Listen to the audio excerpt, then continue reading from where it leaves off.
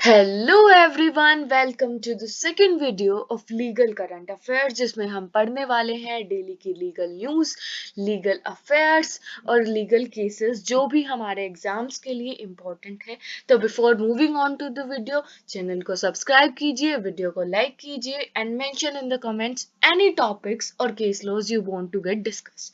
तो हम शुरू करते हैं आज की हमारे वीडियो, जो कि एक डिस्कशन है ऑन कर्नाटका ने क्या किया। जो पैसिव यूथनेसिया है उसको इम्प्लीमेंट करा in accordance with supreme court ruling on right to die with dignity. अब हम देखते हैं कि इस सारे का बैकग्राउंड क्या है।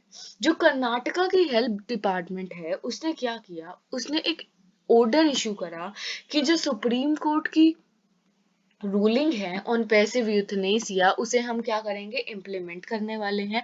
और इसको इम्प्लीमेंट करके कर्नाटका जो है वो सेकंड स्टेट बन गया in India after Kerala to allow terminally ill patients to die with dignity.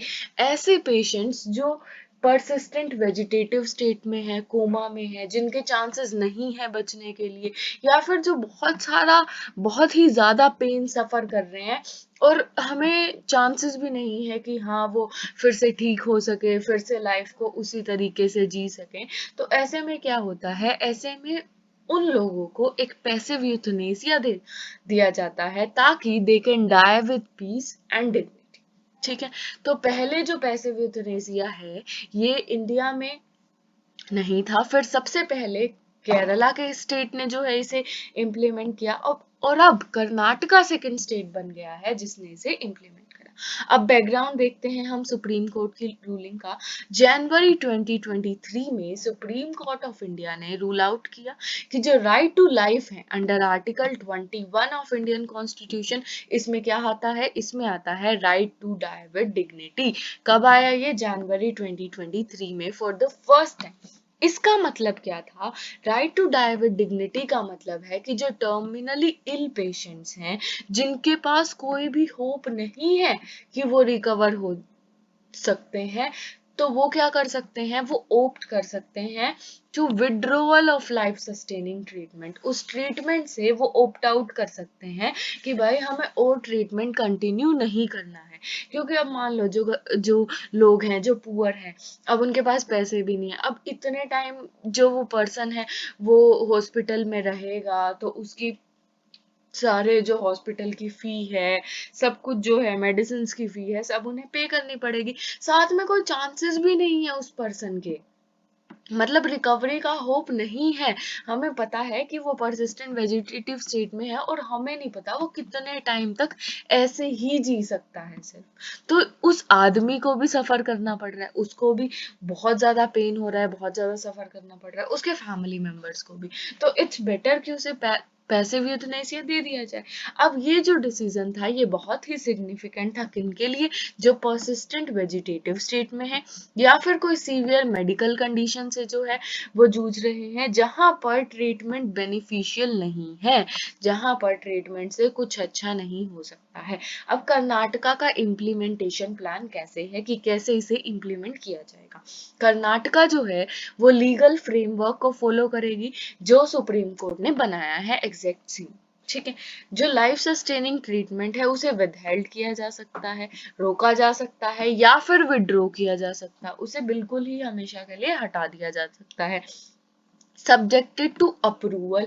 किसका approval, approval of treating doctor जो ट्रीटमेंट कर रहा है, और मेडिकल बोर्ड्स। दो टाइप के मेडिकल बोर्ड्स बनते हैं, प्राइमरी मेडिकल बोर्ड्स जहां पर 3 रजिस्टर्ड मेडिकल प्रैक्टिशनर्स होंगे, और सेकेंडरी मेडिकल बोर्ड जिसमें भी 3 रजिस्टर्ड मेडिकल प्रैक्टिशनर होंगे, जिनमें से एक नॉमिनेट कौन करेगा, district health officer.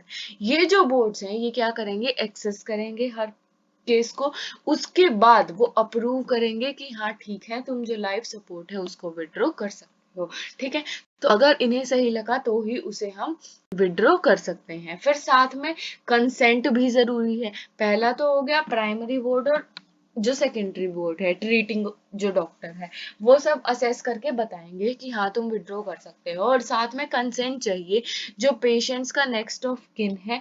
Next of kin मतलब फैमिली में जो नेक्स्ट है, जो उसकी टेक केयर कर रहा है, या फिर नॉमिनेटेड पर्सन, चाहे वो बाय कोर्ट हो, चाहे वो उसका कोई भी रिलेटिव हो जो उसकी टेक केयर कर रहा है, उसकी कंसेंट चाहिए।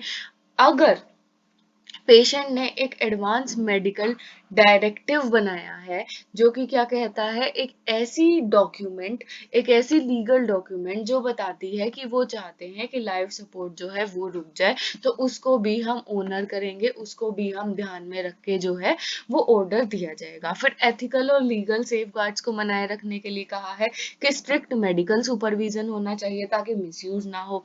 फिर पैसिव यूथनेसिया और एक्टिव यूथनेसिया, ठीक है। अब पैसिव यूथनेसिया क्या होता है कि विड्रॉवल ऑफ लाइफ सपोर्ट, जिससे वो जिंदा है उस लाइफ सपोर्ट को हमने हटा लिया। और एक्टिव यूथनेसिया क्या है, हमने इंटेंशनल क्या करा है, इंटरवेंशन करा है, हमने इंटेंशनली कुछ ऐसा करा है जिससे उसकी लाइफ खत्म हो जाए। तो पैसिव यूथनेसिया हालांकि इम्प्लीमेंट हो गया है 2 स्टेट में, पर active euthanasia is still illegal in India. और जुडिशियल ओवरसाइट भी इवन कुछ केसेस में जो है वो नेसेसरी है। अब इसके ब्रॉड इम्प्लीकेशंस क्या होंगे दूसरे स्टेट के लिए? ऑब्वियसली एक प्रेसिडेंट सेट होगा, ठीक है, पेशेंट के राइट्स को स्ट्रेंथन करता है, एंड ऑफ लाइफ जो है डाई विद डिग्निटी को सपोर्ट करता है। फिर जो फर्दर डिस्कशन होंगे इसके बेसिस पर स्टिल जो डिबेट है यूथनेसिया पर और एंड ऑफ लाइफ केयर पर इंडिया में, ये अभी तक कंटिन्यू है। और हम देखते हैं आगे और स्टेट्स इसको अपनाते हैं या ये डिबेट और ज्यादा आगे बढ़ती है। तो ऐसी ही और वीडियोस के लिए बने रहिए, चैनल को लाइक कीजिए, सब्सक्राइब कीजिए। Thank you.